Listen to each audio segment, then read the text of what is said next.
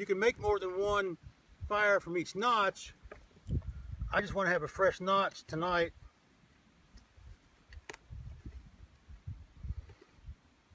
And then that right angle that you make is pretty important, that it's at the right diameter. Well, if you get it as close to what you need as possible, then your variables are reduced. But theoretically, or basically, this is like a 45 degree angle in here. Right. You can take, some people take a dollar bill. Anybody have a $100 bill on them? I prefer somebody to give me a $100 bill and I'll fold the corner over to check it. Or I just say, OW, ought to work. So this is what it feels like with that tension in there. And it'll snap right back at you.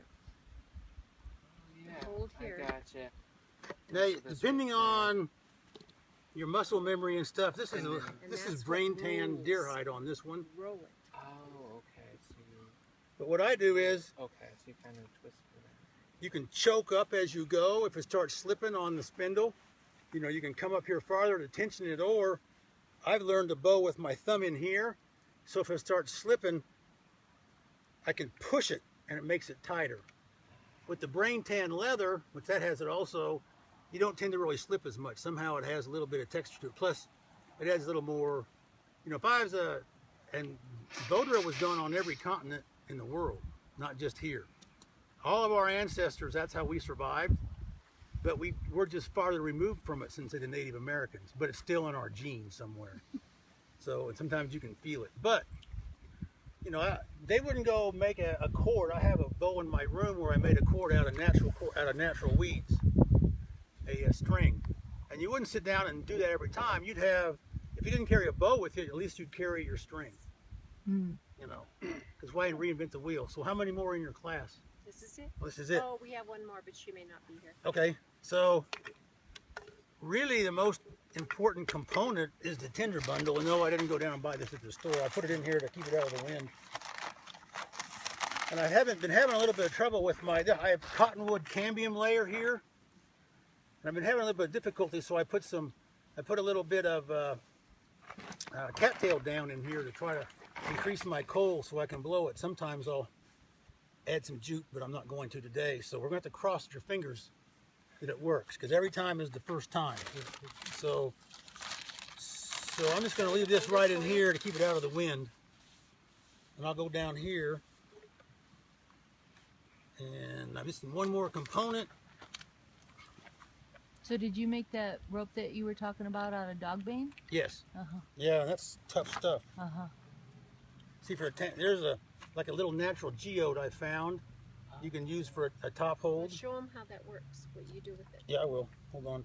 Or you can use just a regular old piece of wood, but you gotta lube it. I'm looking for a fire pan, which is, it's just a chip of wood that I made. I mean, you just chip it off the back. What this does is, when you have this in the hole, this goes on top and supports it. See, so but you want your friction down here, not up here. So you want something friction free. So if you use a piece of wood, like this one here, this is a piece of Osage orange I just have. I've done a kit where I use sage for the top hole, but it drills through pretty fast. You need to lube it with, like nose grease, belly button grease, or beeswax, or nut butter, but not with plant leaves, because they have moisture which expands the fibers. So, I thought I was just going to start the fire before everybody got here, but we're good now. You just dropped What?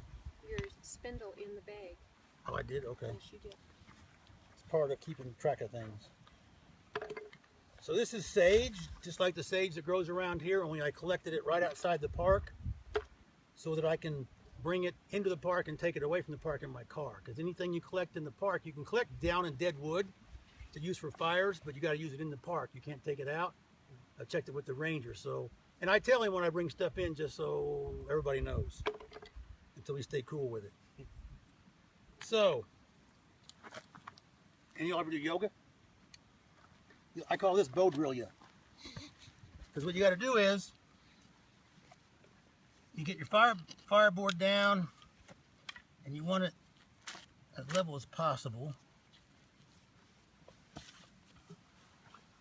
I put my foot on it so that it's really close to my arch, meaning this is almost going to burn my shoe if it's any closer, because what I want to do is I don't want to use any muscles. I don't want to use my energy. So I'm going to support my wrist joint right here on my shin, because I want my spindle up and straight up and down. If my board's crooked, I'm going to make the spindle crooked. I'm going to hold that there, see, and this goes on top. So if I have to move it, I move my leg, because trying to stabilize it out here like this uses a lot of muscle and a whole lot of memory. I put it up and in, so it goes into the bow, down and out. If it was inside the string, it'd fight with the wood, okay?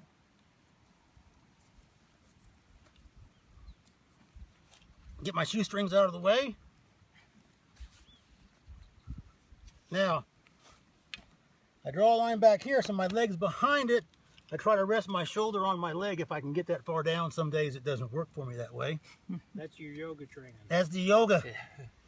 And you get the bow, but what I'm going to do first is I'll get some sawdust going. I'll get some smoke.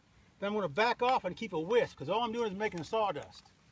When my notch fills with sawdust, then I'm going to give it I'm going to give it more pressure and 10 to 12 strokes and create a coal. It's important that you do a full stroke. See this full stroke on the bow? And then I breathe. You'll notice my arm is straight and I bend it. I'm using my big shoulder muscles up here instead of my biceps. The bigger muscles last longer. Look at Fred's big shoulder muscles. Yeah. I'm using your big shoulder muscles.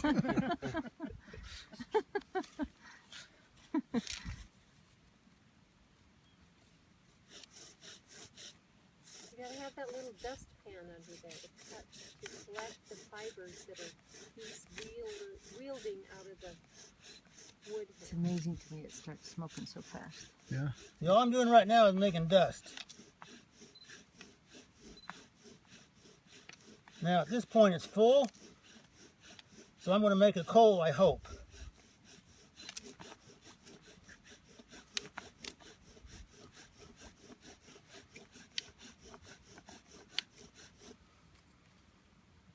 I'm not going to rush. I'm going to respect my tools though by keeping them up off the ground.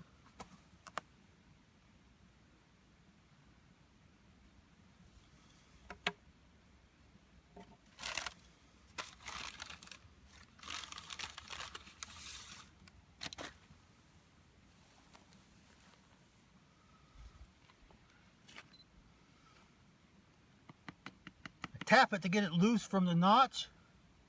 I hold this above so it doesn't jump in the air, but I don't press it down. I'm right on the edge of the board.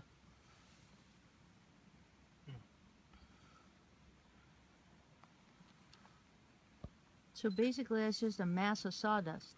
It's a mass of sawdust of a That's- certain texture and charring that has a live coal in it. Cool.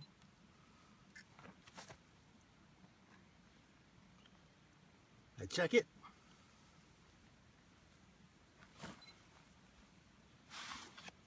My breath has moisture, so I have to start slow.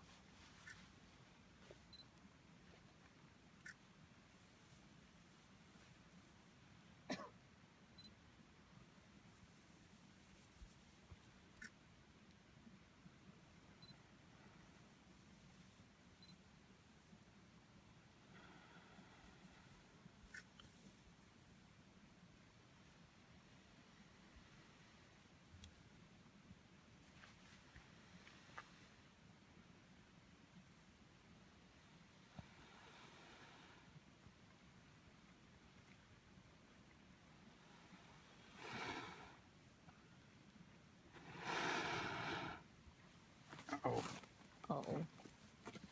Owie fingers. There you go. We have fire. So, Oh, Wow. what's that? 30,000 years of evolution in 3 minutes? wow. Woo! Yeah. Bravo. Way to go. Oh, way to go! Applaud yourselves, because that's the way everybody's ancestors did it. That's why